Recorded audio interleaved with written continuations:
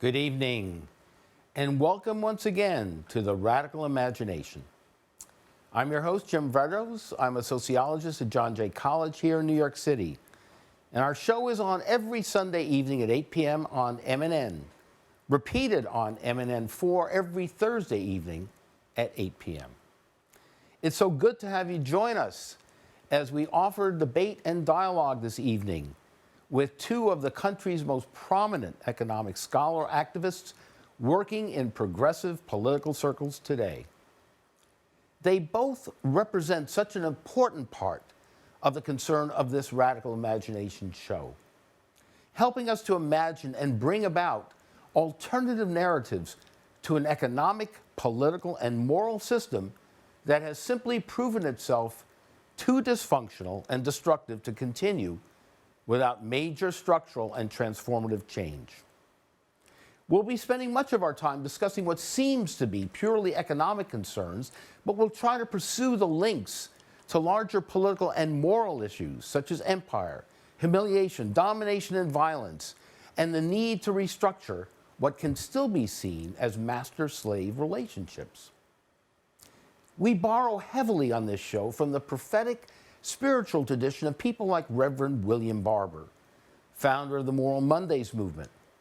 He comes from a prophetic experience and tradition of love, encouraging us to see what others perhaps cannot yet see. That tradition and ours on this show attempts to imagine and help people see what they and the nation don't want to look at. The death and destruction that is happening around us and that will continue to happen does not have to be that way. That's what I believe our two guests tonight are grappling with as well, as they try to heal and radically transform a dying economic and political order. As I was thinking about tonight's show, it dawned on me how often democracy turned up as an issue in the preparation for it. Imagining economic democracy seemed to be the perfect title for our dialogue.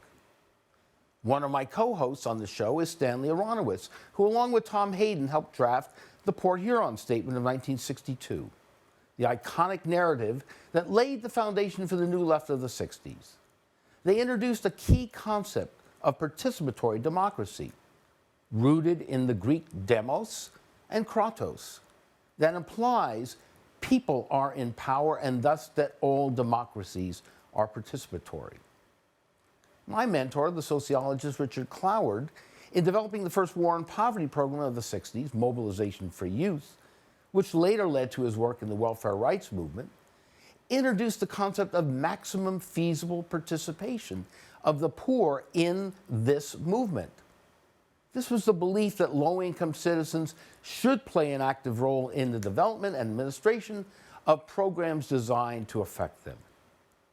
He was fond of remarking that the ills of democracy can best be solved by encouraging and having more democracy. Power to the people. One of our guests tonight is the author of Democracy at Work, a book rapidly becoming a classic and a breakthrough in Marxist thinking. Our other guest is the chief economic consultant for the Bernie Sanders presidential campaign, and she's in the movement to bring about a campaign designed to take back the political economy from the multi-billionaires in the country and return it to the great Democratic majority. As I quoted Aristotle a couple of weeks ago on the show, in a democracy, the poor will have more power than the rich because there are more of them, and the will of the majority is supreme.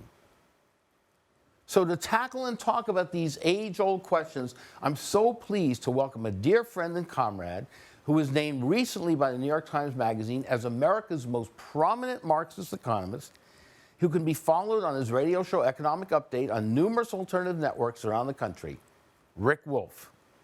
And our second guest is Stephanie Kelton, who has also become a more recent friend and comrade over the last several months.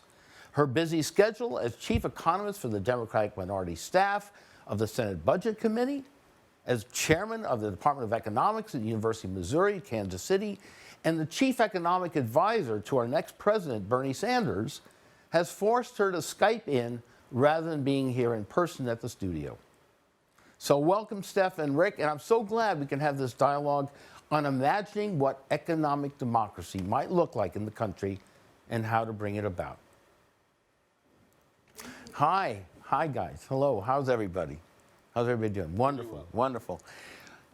You two know each other well, right? You come from somewhat different schools in economics, correct? So perhaps for our audience, can you give us a general idea of those perspectives and how perhaps they're similar, how they're different, and how you two have collaborated in the past? Well, if I start, Stephanie will have a different take on this because we're at different institutions and at different points in our career. I would say roughly that for most of the last half century, it has been largely taboo in the United States, at least in the academic world, for there to be much of a debate about fundamentals in economics. Most of my training at the schools I went to was based on the assumption that the world had achieved in modern capitalism the best, the optimum, the most wonderful of economic systems. Yes, it had some problems here and there, but it was a paragon of efficiency, of equity, of economic growth that fulfilled what people wanted. It really was a wonderful mechanism and machine.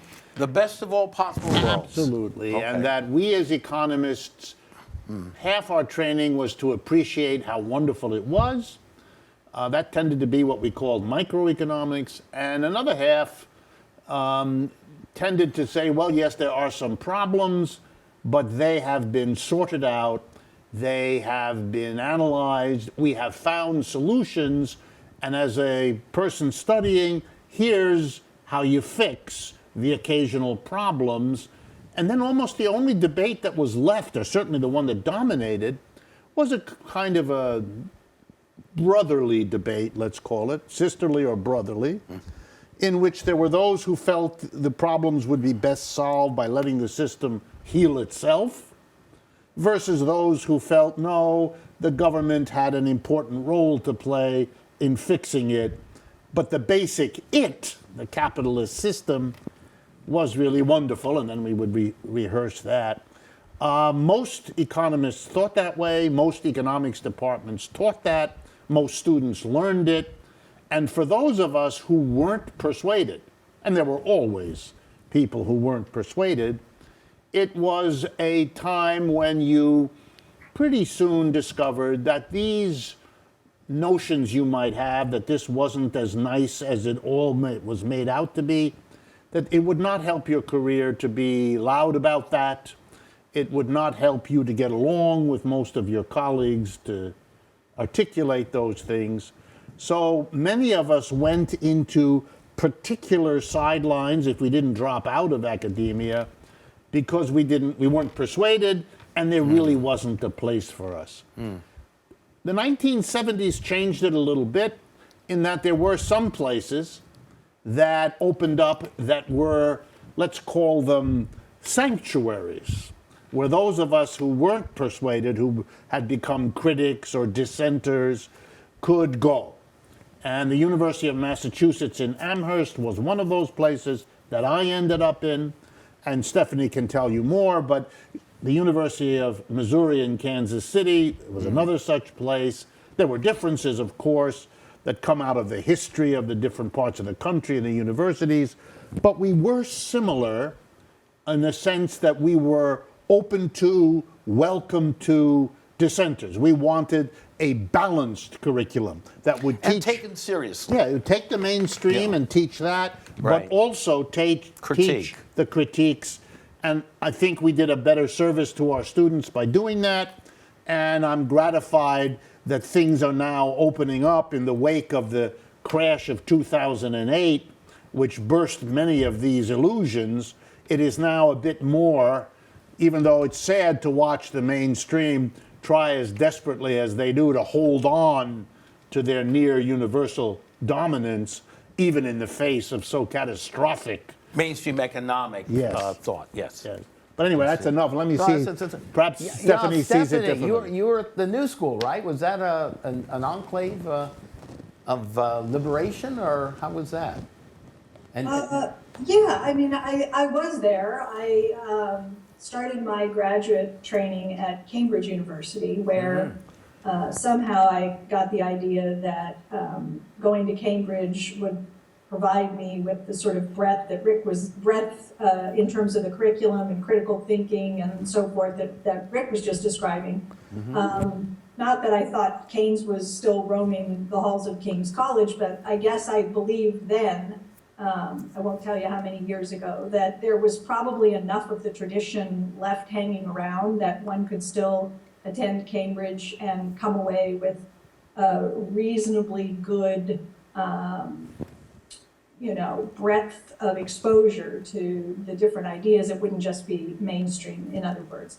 And by and large, that was not the case. So I ended up winning a fellowship from Cambridge University to go and spend time at the Levy Institute, which is a progressive sort of think tank in upstate New York. And it was there that I met people like Wynne Godley and started spending more time with Randy Ray, Nat Forstater. These are colleagues of mine now at the University of Missouri in Kansas City. And I thought, well, I started interacting with the folks at the New School. I would take the train down once a week just for fun and sit in on some classes. And I realized how much I was missing if I were to just return to Cambridge and finish up there. So I did end up going to the New School. I did courses for a year there, and very, very glad that I did do that. And yes, it is and was then and is now one of the few places that students can go for what I think is a really rigorous training in economics, but one that does not, as Rick was saying, spend disproportionately the bulk of one's time learning about how wonderful and efficient markets are and ensuring that all students who come out of the program can prove this definitively through rigorous econometrics and other techniques. So yes, I did. That is my background anyway. And tell us how you developed your thinking in terms of the modern monetary theory that you've been involved in the last several years. How was that part of your critique of the system? This is a kind of an interesting story, because this happened, I guess, really for me as a consequence of winning the fellowship from Cambridge, because it was the time that I spent at the Levy Institute. This is where I really got the exposure to the work of a man by the name of Warren Mosler, who, he has an undergrad degree in economics, but was not sort of rigorously trained in economic theory, which is probably why he was, I think, able to think so clearly about things. He spent most of his time in financial markets. He understood the Fed, the Treasury, monetary operations, international finance, and so forth. And he decided to write up a little and self-publish this little piece he called Soft Currency Economics. And he was shopping it around.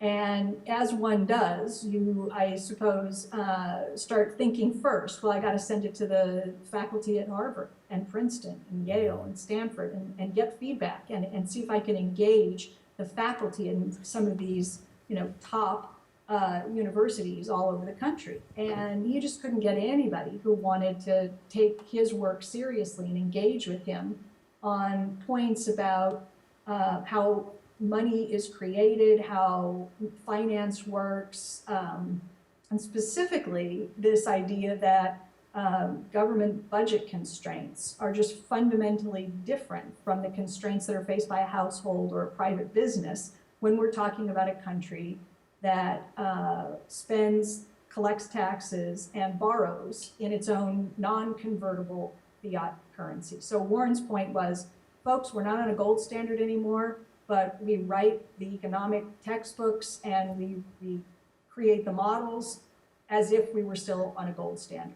And so we should stop doing that. And we should recognize that there is a much larger degree of fiscal space open to us now that we're not on a fixed exchange rate system. And we should begin to take advantage of that. That's basically what Warren was arguing. And it was only after a long period of time where he couldn't get anybody to engage with him that he stumbled on an economist by the name of Paul Davidson, who was and is one of the leading post-Keynesian economists in not just the US, but all across the world. And through discussions with Paul, the rest of us became familiar with Warren's work. And anyway, long story short, or long story long, as the case may be, we at the Levy Institute had a look at what Warren was developing. And I could tell you honestly that we sat around for several months sort of scratching our heads and trying to poke holes privately in some of these arguments. But the more we thought, the more we worked, and the more we rediscovered how much of what Warren was saying had already been said by other economists, all the way back to Adam Smith and coming forward. In one way or another, bits and pieces of what he was saying had been said before. And then we just began to build on those insights. Right. And 20 years later, we, I think, developed what's more or less a coherent macroeconomic framework that's a robust alternative to mainstream economics. And again, a little more concretely, the state creates money by fiat. Is that, and policy flows from that? We're not on the gold standard? Sure, Yeah. and you know, it isn't an insight that's unique to the modern money theory folks. This is in all of the textbooks, to be sure. Right. The idea that governments can finance their spending through the direct creation of money is right there in Blanchard and all of the other mainstream textbooks. The assumption, however, is that this is the last refuge of a banana republic, and therefore we never consider directly financing government spending through money creation. We always talk about financing government by either tax revenue or by borrowing, right? And so the other thing gets swept aside, it appears, and then in the next equation down, it's gone. And we just begin to have the conversation about financing government spending by traditional means of raising taxes or borrowing. And in fact, what we've shown over and over again, if you run through the balance sheet accounting, that the government is already financing all of its spending right now, today, and yesterday, and before QE, and so forth, on a fiat monetary system with flexible exchange rates, with creation of new money. That's just how it works. We're describing the way government finance actually works today. It's not a proposal that we stop doing what we're doing and start doing something new. It's the reality. It's the reality. You just have to actually understand a little bit about how balance sheets work. And if you actually carefully trace through the entries, you'll discover that the government is actually creating new money when it spends, recovering a portion of that money when it collects taxes or when it borrows, and that deficit spending, that taboo, horrible, ill behavior that everybody is tied up in knots about, simply means that the government is making a net contribution to the rest of the economy. If the government is running a deficit, let's say spends 100 and taxes 90, then we label that a government deficit. We say the government is deficit spending to the tune of 10. What we tend to forget, though, is that somebody gets the 10. That 10 goes somewhere, and it ends up somewhere in the non-government part of the economy. And I think when you slow down and take things step by step and recognize that a government deficit is the equivalent of a surplus that shows up somewhere else in the economy, then we can start to lower the temperature in the room when we have these discussions about whether it's responsible or irresponsible, whether governments ought to be deficit spending or not. If you talk about balancing the budget, you're talking about eliminating the net contribution. The surplus will go away. If the government decides to run surpluses the way it did in the Clinton years, then the government is going to tax 100 and maybe only spend 90 into the economy. Well, what does that mean? It means the rest of the economy is down by 10. Right? The government's surplus comes at the expense, if you like, of the rest of the economy, who is now the one running the deficit. So It disciplines your thinking to put things in an accounting framework, pay attention to all the debits and credits, make sure you're accounting for everything, disciplines the thinking. And I think it tends to push people toward a different conclusion with respect to what they consider fiscally responsible behavior. Not be so concerned with balancing the budget, right? Worrying so much about the deficit so that we're more liberated to use money in more what? From a Marxist point of view, Rick? More humane, compassionate, bridging the gaps of economic inequality, possibly? I think Total. you have to keep things in a little bit separate categories. Okay. What Stephanie's talking about is the relationship between the government and its budget and its Right. monetary creation capabilities on the one hand, Right. and what we call the private sector, households, businesses, and so on the other. Right. The Marxian framework is really kind of more focused on the structural relationships going on in the production of goods and services, and what is that about? The relationship between the employer and the employee. What's the dynamic there? How does that function, not independently of the monetary, but it's a different part of a complicated totality, so that there may well be ways in which a Marxian focus on the relationships in production as its main thing to understand could work out a compatibility with a new way of thinking about finance and budgeting of government versus private and so on. But is those it, would have to be worked out. Right. If there were a different academic environment, right. the relationships between a Marxian critique of capitalism as a production organization and the new monetary theory's critique of conventional notions of public finance and so on could work out all kinds of relationships. Possible, They would I have see. points of disagreement, points of agreement, and combat. That would be a very interesting intellectual project. There are some people actually trying to do that, but they're scattered here and there because of what we talked about at the beginning, which is the fact that the modern monetary theory is still, in many places, almost as much a pariah as the Marxian has been for an even longer period. Interesting. Interesting. And why is that the case, again, Rick? I think the establishment, such as it is, both the establishment in the sense of what runs the economy, and for sure the establishment of what runs academia, and they're not the same, closely related, but not the same. They don't want change, usually for the classic reasons that these are people whose careers, whose personal situations, whose mindsets are focused in one direction. And Their own privilege, in a sense. No, or not so much. Not necessarily that? It could be privilege in the case of the people running the actual economy, but for the academics, it's really more of a vested commitment to a certain way of thinking. Those are the books they've written, the articles they've written, the courses they've given.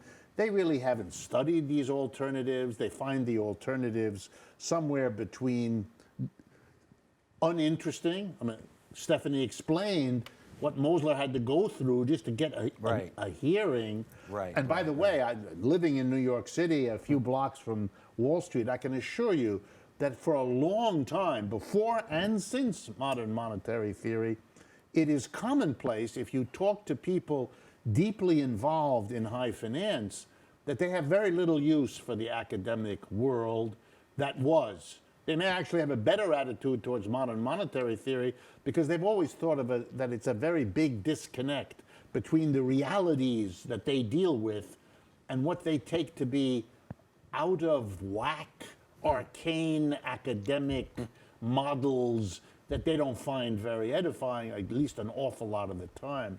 So I think that there's mindsets that make what I do in my way and what Stephanie is trying to do with her colleagues at the Levy Institute or at UMKC still appear to the mainstream profession as something irritating that they hope will go away.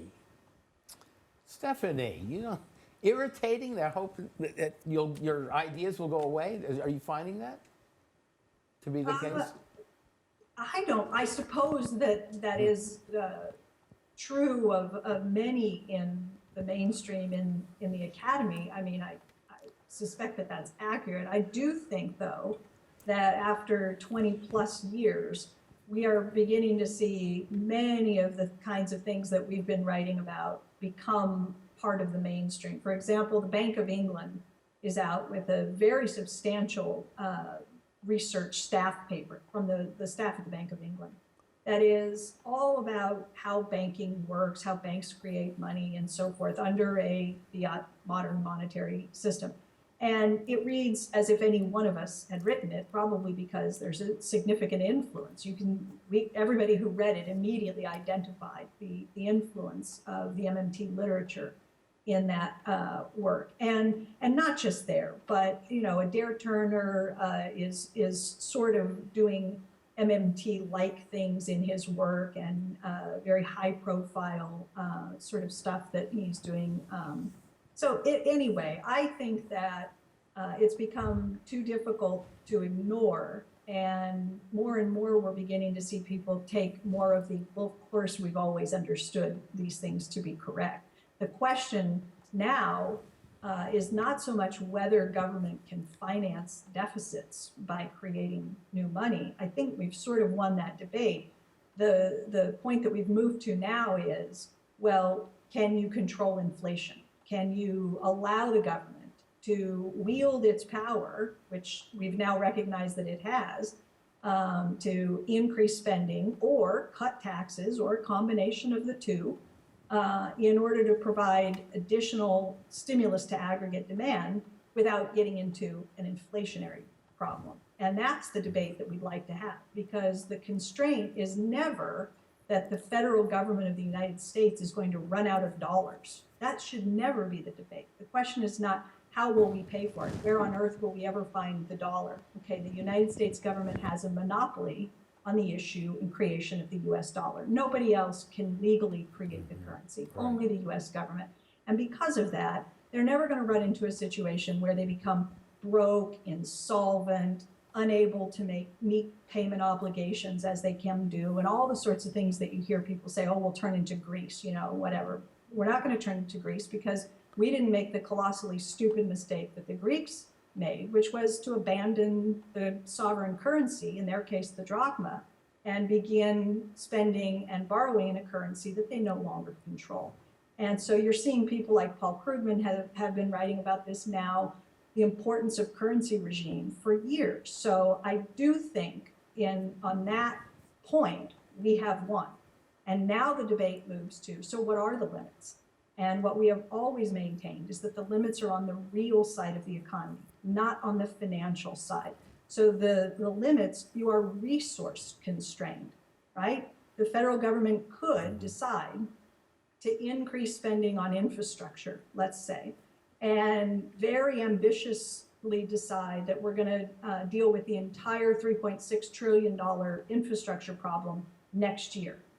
And we're going to hire all the people we need. We're going to get all the raw materials that would be required to do $3.6 trillion of infrastructure investment in 2016.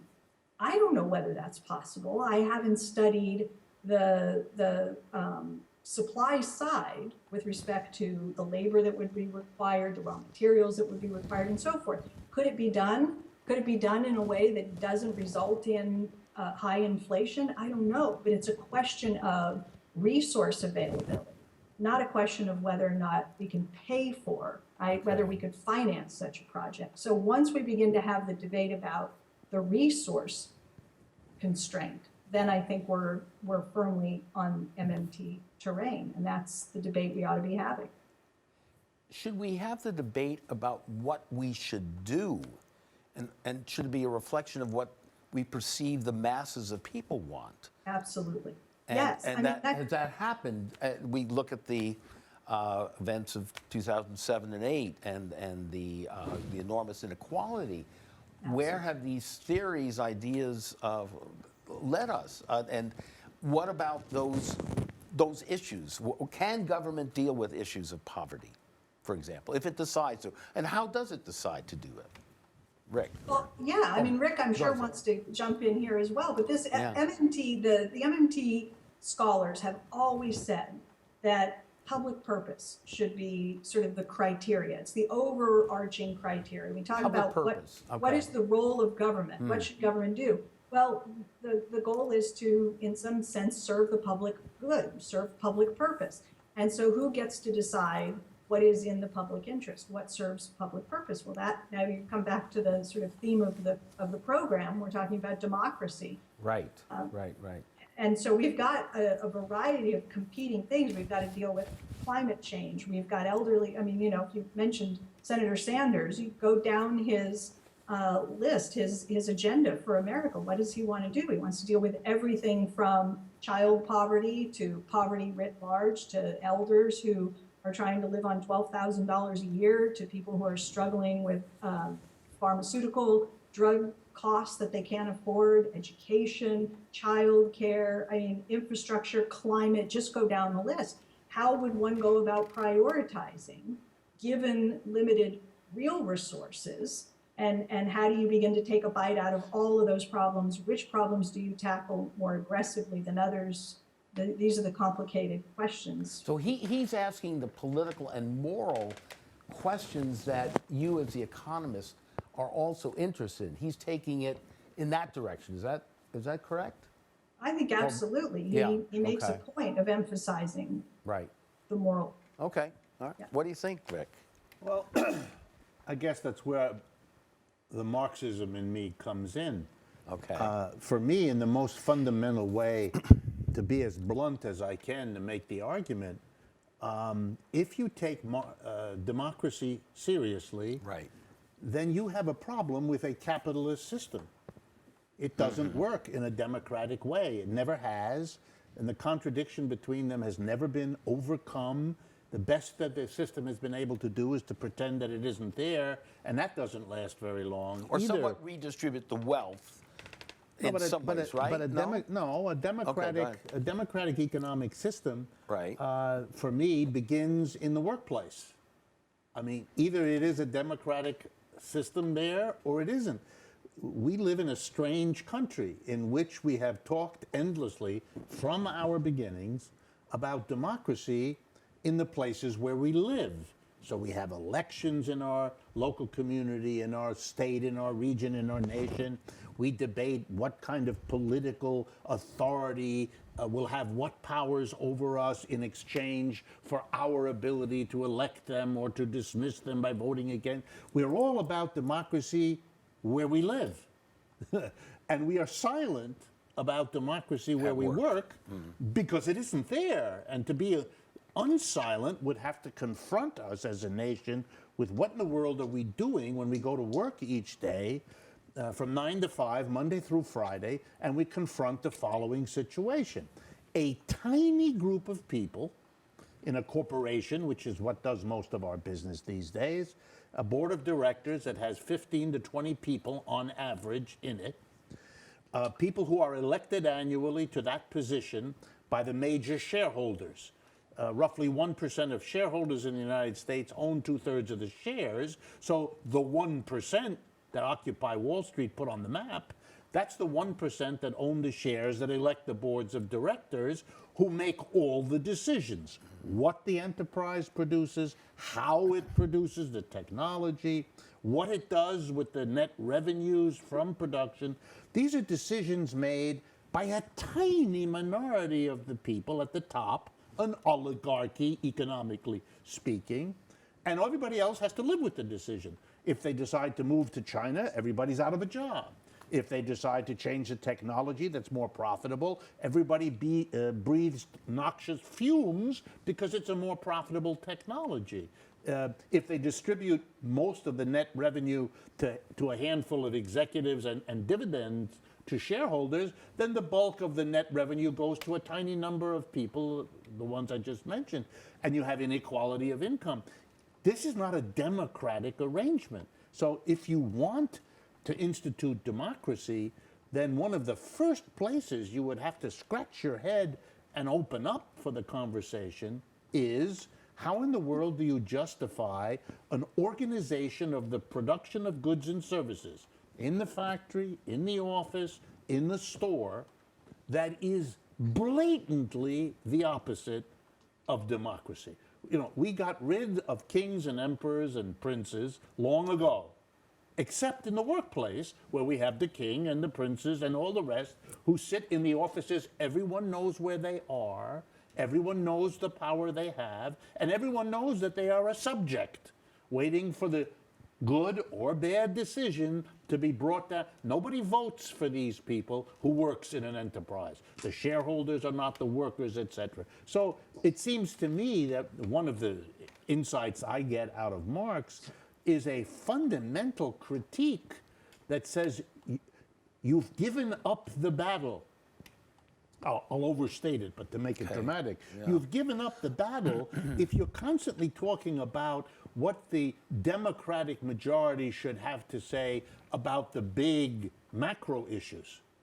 That's all fine, but you also have to address the micro issue where the absence of democracy is not only blatant, but actually undercuts, I would argue, all of the at least 200 years of efforts to bring democracy, because you can't construct, and boy have we tried, you can't construct a democratic macroeconomic or political system so long as you put that crucial question of production, where we produce the goods and services we all depend on, into a structure that is the negation of democracy. Which leads you to your advocacy of workers' cooperatives, Absolutely. right? And which I believe the Sanders campaign Sanders, also supports, right? Sanders is the only, I believe, is the only one who in his list of basic commitments has a clear message about supporting and expanding cooperatives of various sorts, worker cooperatives mentioned among them. And so, yes, absolutely, he is way in the vanguard on that, as he is indeed on other subjects. But yes, I think for me, that's a very important recognition that he's a step at least in that direction he's taking to alert, to open a conversation, to make it possible to discuss in the United States what in the world a commitment to democracy means when you're looking at the workplace itself. And there, I think the resistance from those who sit at the top of the economic pyramid will be ferocious, as it already is. Well, he's been very forceful, right, in attacking the multi-billionaires. Yes, I mean, but attacking absolutely, but and attacking the multi-billionaires, have led to the right? But attacking a multi-billionaire is different from questioning the organization of an enterprise. You know, the social context within which it's operating. If you understand my argument, then even if the person who's the capitalist isn't a billionaire, and even if he or she isn't a millionaire, if we're still talking about believing in democracy, then even, I mean, I'll overdo it, but even an impoverished capitalist isn't what we want in the way of installing democracy at the workplace so that the popular desire can be manifested there at the very least, so that the people in charge of the productive apparatus do not oppose, undermine, or evade whatever democracy proposes as the macro policy. Even though individuals should be punished, but again, the structure remains the same. That's right. Stephanie, what do you think about what Rick is arguing there? Well, I've long followed Rick's work in this area, and he's absolutely right. Of course, this is an area where Senator Sanders has made commitments to expanding, and I do believe that he's talking more or less specifically about worker co-ops, but this is definitely a place where he understands that workers are far better off when they have a say in the what, the how, and the for whom, right? What is to be produced, how, and for whom, on what terms, right? This is an important way of promoting and rebalancing the economy back in favor of the working class. And another thing that I think Senator Sanders has done in a recent speech that he gave, I think at Georgetown University, I think is where he gave the speech on democratic socialism. And this is where he started to talk about FDR and the Second Bill of Rights.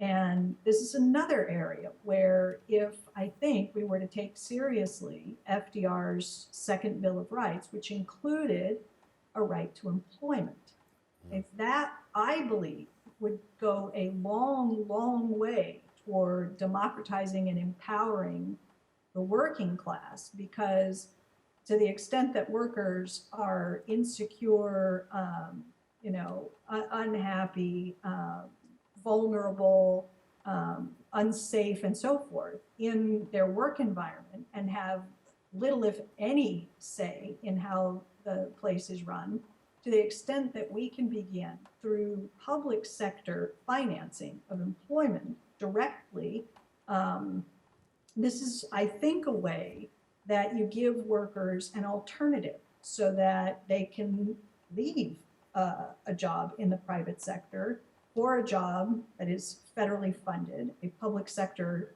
job that includes a whole host of benefits and things to secure workers' rights that are not maybe available in their current work environment.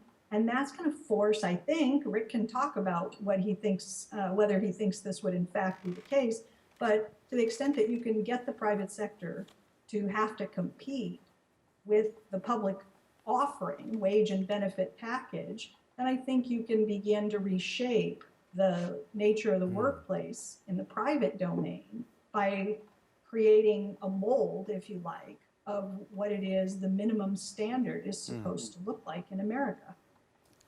Yeah, I What know do you that, think? that Mosler, one of the most famous speeches I ever saw him give was when he had this proposal that the government create an in-between labor category, that anyone who becomes unemployed is immediately offered a public sector job.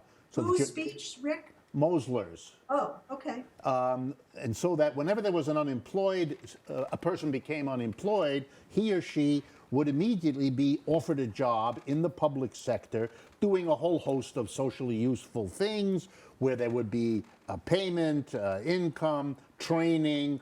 In other words, building up the expectations, the standard of living, and making kind of the argument you are that the public sector becomes the competitor, the shaper of expectations, the shaper of standards and demands of a working class that will take those with them when they go back into the private sector. But I don't mean to be cynical or in any way to oppose this, but I think this is a proposition which, as it became realistic, would produce a civil war in the United States. And I mean that militarily, that this is a step, however comfortable we may be, the three of us, in talking about it, and I support it, but I know in my soul from everything I've ever learned about how capitalism works that we have never had that kind of thing, precisely because it is understood by the private sector to be the beginning of the end of the situation that the people who are at the top of that sector preside over at this point, and they want no part of it and have a whole array of mechanisms To pit people to against keep it, each other. to keep it at bay. Let me make it another way. Stephanie's quite right, and Bernie Sanders has made a point of the Second Bill of Rights. Right. And that, but in that same year, 1944, people don't know, but Roosevelt did another thing. He sent, in his State of the Union message, he sent to Congress a proposal that the top income tax rate on the highest incomes, that is, people earning in that year over $25,000, which I think is about $400,000 now with adjustments, but $25,000 was a really high income then, that his proposal was that that be taxed at 100%, which means that every dollar over $25,000 that a person, an individual, earned in that year, they wouldn't get the whole dollar. So that's in effect a maximum income. It's saying that nobody can earn more than $25,000. Right. And and that was sent. That was a proposal of Roosevelt's. Limit on profits or income? No, this is on income of individuals. Okay. It's not a Right. business tax, it's an individual Okay. tax. Went to Congress. There was the usual Republicans went ballistic, and Right. the conservative Democrats likewise. But when the dust cleared, they made a deal, and the president got a bill, and he signed it, and the top rate was 94%, which, again, many Americans don't know. But I think that moment of doing that was a kind of a warning shot to the entire capitalist community of where this could go, where the pressure from below could take one of their own, Franklin Roosevelt, and make him an advocate of something that questioned their capacity to give themselves the fruits of the capitalist system in a way that they went to work to destroy that coalition so that no future Roosevelt or anyone like him would be again, I mean, that's why they destroyed the communists and destroyed the socialists and went to work to dismantle the labor movement, which the next 30 years showed them to be capable of doing. And I think that's why I say, wow, if we're going to go in that direction, we better be very clear, all of us, what it is that we're proposing and how the other side of this will Might view react, yeah. will view what we're doing. Well, look, okay, let me say something, because Sure. Warren often refers to the public sector job as a transition job. Right. Which, right, Yes. the idea being, as Rick said, you move into the public sector employment pool when you can't find work elsewhere in the economy, okay? And then as the economy goes through natural cycles, this pool of employed workers, it's a buffer stock, right? It expands when the economy gets weak, it contracts as the economy recovers, and so it's a natural stabilizer. It's a form of an automatic stabilizer for the macroeconomy as a whole. So you've got workers coming in, some will get retraining, some will do socially useful sorts of things, some will be in longer than others, and as they transition out, they find jobs in the private sector.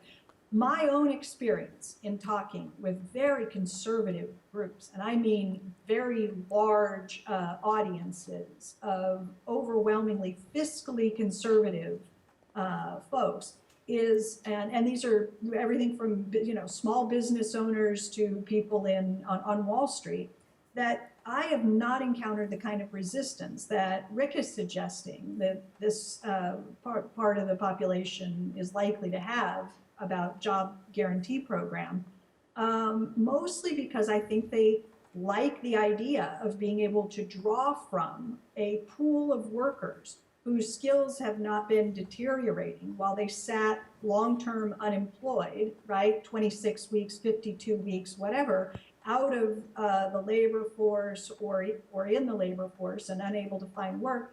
And they no longer have maintained the habits of being an employee, showing up somewhere on time, doing something useful all day, having skills that they can compete on or whatever. They like the idea of having this population of people who have an employment record, who have been getting additional training, who've been working, who they can draw on, as opposed to everyone knows that the last person in the world an employer wants to hire is an unemployed person. They would much rather pilfer workers from their competitors or whatever than hire from the pool of the unemployed. So my own experience has been that people do not find this distasteful, that they would rather in fact see people working and producing something in exchange for a payment from government as opposed to just receiving unemployment compensation for, being unemployed. And I'd like to just wrap this up by putting it this way. The progressive left has more opportunity this presidential election cycle to impact on economic and political power arrangements in the country than at any other time since the 1930s and 60s, the two last brief periods of major left influence. These periods of rebellion, resistance, and radical change seem to come only rarely, for relatively short periods of time, and usually don't win what the left originally set out as their goals. This might be different. This might be a different time. We'll have to see. We'll have to see as it proceeds.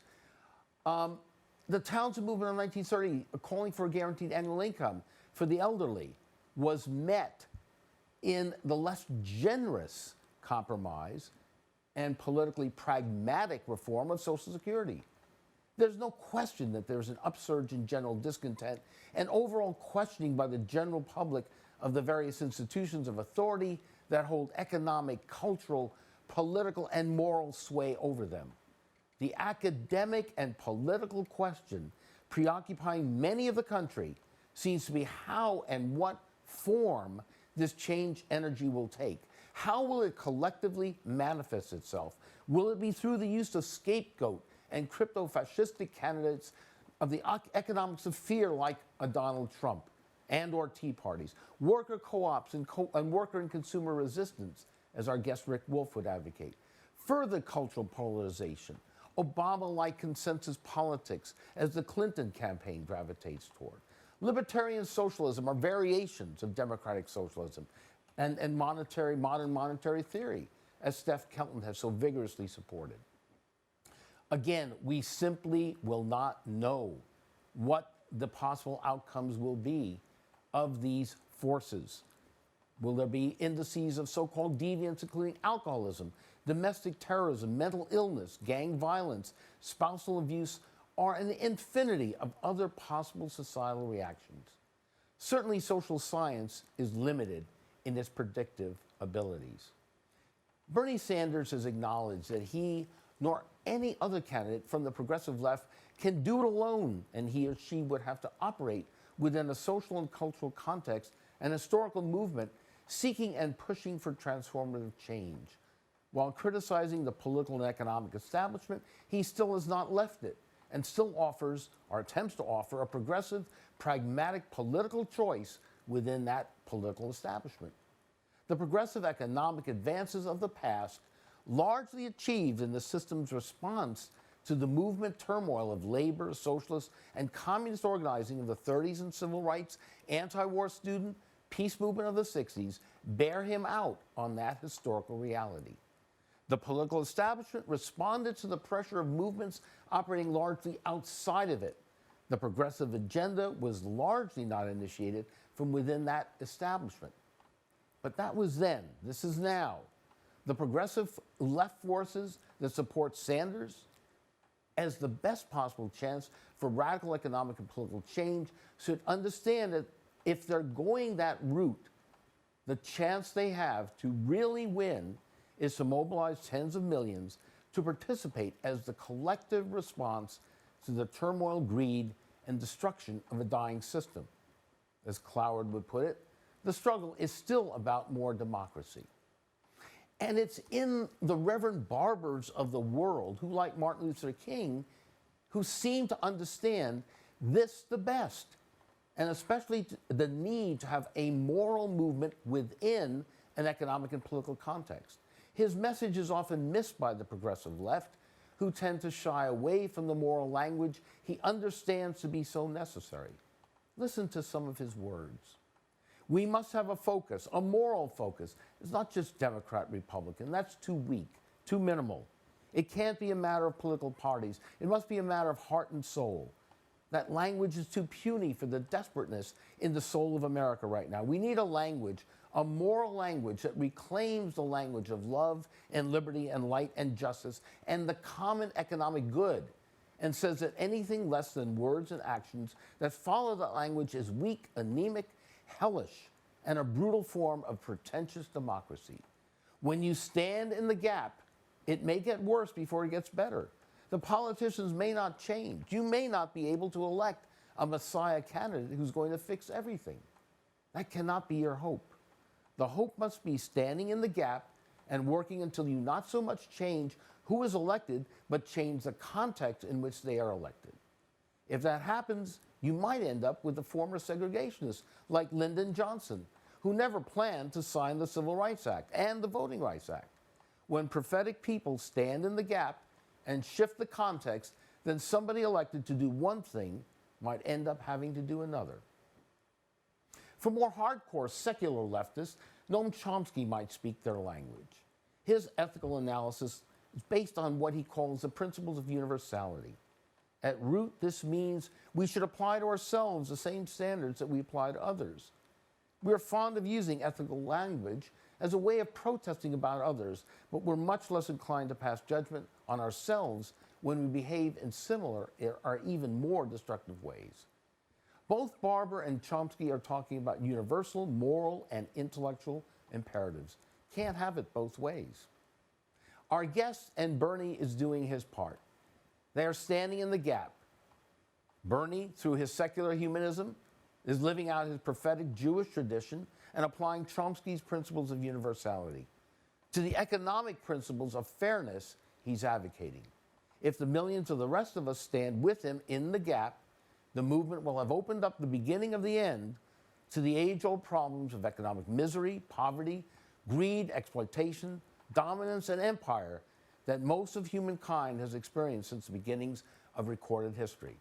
The radical imagination will have begun to show a lasting reality, and Americans' ongoing living experiment will reach its full democratic potential. Finally, offer a true alternative to the business as usual of a system run by a self-perceived, entitled power elite whose politics of fear, greed, racism, militarism fuels a profound cynicism and destruction of resources and people in the country and around the world. So again, thank you so very much, Rick Wolff and Stephanie Kelton, for sharing your love, humanity, intelligence, and passion to this struggle and to this evening's show. And thank you all so much for listening to us and following us on the Radical Imagination. We'd love to hear your thoughts. Our contact information and that of our guests follow on the credits. This is your host, Jim Vrettos, hoping you'll join us next Sunday evening when we will explore the radical imagination of another iconic and brilliant figure of past and present struggles, a past president of the Students for Democratic Society, presently professor of sociology and journalism at Columbia University, Todd Gitlin. And on January 13th show, we'll have the political rapper Immortal Technique on board as my co-host with Gina Belafonte. Good night and take care.